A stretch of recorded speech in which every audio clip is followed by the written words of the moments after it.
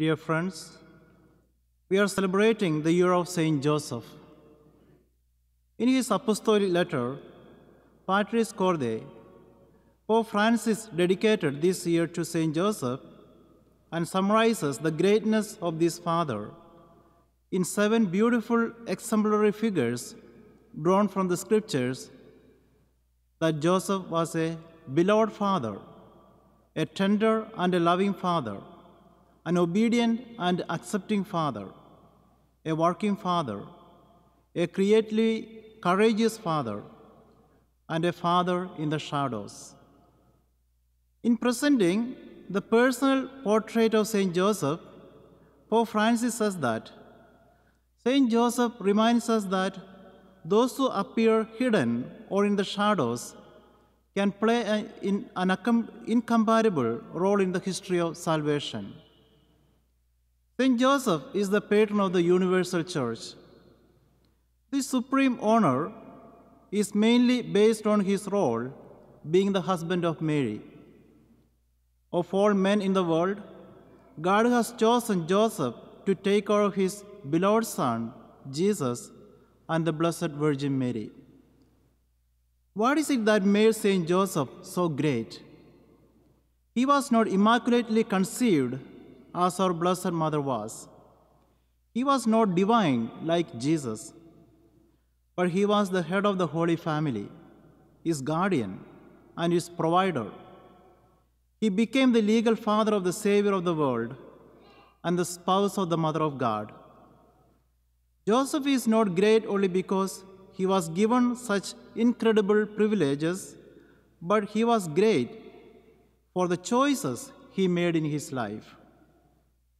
Today's gospel refers to him as a just man and as a man who did as the angel of the Lord commanded him.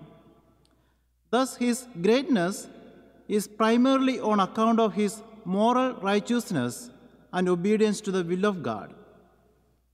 Being just is another word for being holy, and his holiness comes from several characteristics.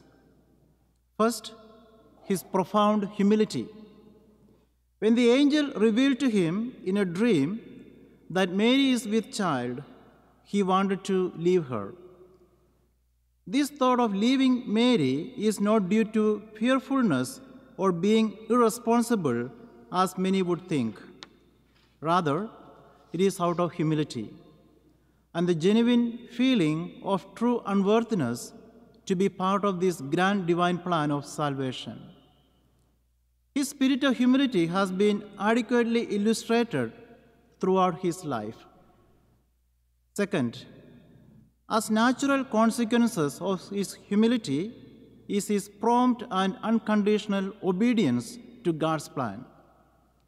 He is referred to as Joseph the Dreamer, for it is through dreams that he received God's instructions, which he readily followed without hesitation or a bit of doubt in his mind.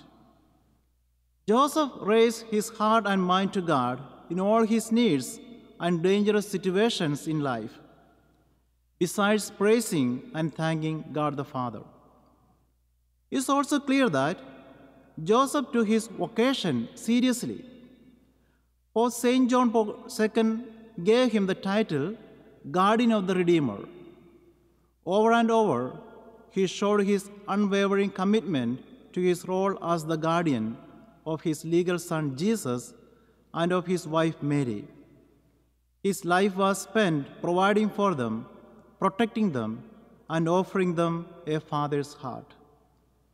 Third, he was a man of action. His fidelity and obedience to God's were not in words but in action. Not a word was recorded in scriptures that is attributed to him. One may even think he was mute, but he was not. He consistently puts himself in silence in order to be fully disposed to prayer and listen to the promptings of the Spirit. He was truly a man of prayer and action, not of words. These characteristics are made Saint Joseph a just man, a holy man indeed. Hence, God entrusted to him his greatest treasures, Jesus and Mary. Truly, simple and humble people are God's best instruments of his kingdom. Saint Joseph reminds us of the patriarch Joseph in the Old Testament, one of the 12 sons of Jacob. Out of envy, he was sold by his brothers to Egypt as a slave. But by God's providence, he ended up being the most trusted officials of the Pharaoh. When the great famine occurred and people, including the Israelites, came to Egypt asking for food and supplies, the Pharaoh invariably instructed them, "Go to Joseph." Joseph is a silent saint in our noisy world. Giving himself to others, he continues to protect those who protect and take care of elderly parents, the aged, and the sick in nursing homes. He courageously did his protective role, starting with his receiving his wife into his home at the angel's command in a dream, and continuing through the flight to Egypt with Mary and the child, and their sojourn there all the way to Nazareth and their life there, where at some point he died peacefully in the presence of Jesus and Mary. We need to raise our families in the spirit of the Holy Family and be responsible, God-fearing, ideal parents like Joseph and Mary. St. John Paul II says, "Let us become protectors like St. Joseph by keeping watch over our emotions and our hearts, because they are the seat of good and evil intentions, intentions that build up and tear down. We must not be afraid of goodness or even tenderness." Brothers and sisters, this Jubilee year, help me to study and know more about St. Joseph. This book, Consecration to St. Joseph, reveals many answers that we have in our mind about St. Joseph. We, a group in our parish, did this 33-day of spiritual journey with Joseph and consecrate ourselves this evening.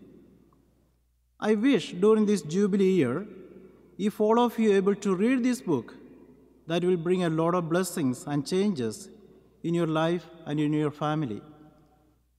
It will create this, reading this book and 33 days with Joseph will create a lot of love for Jesus and Mary too. You will be able to know how they lived and how their life became a sacrifice for each one of us. So our next consecration begins on March 30 and ends with May 1st on St. Joseph the Worker Feast. If anyone wants to join this program, please contact Epicurian, our adult faith formator. May God bless you all and wish you a happy feast of St. Joseph.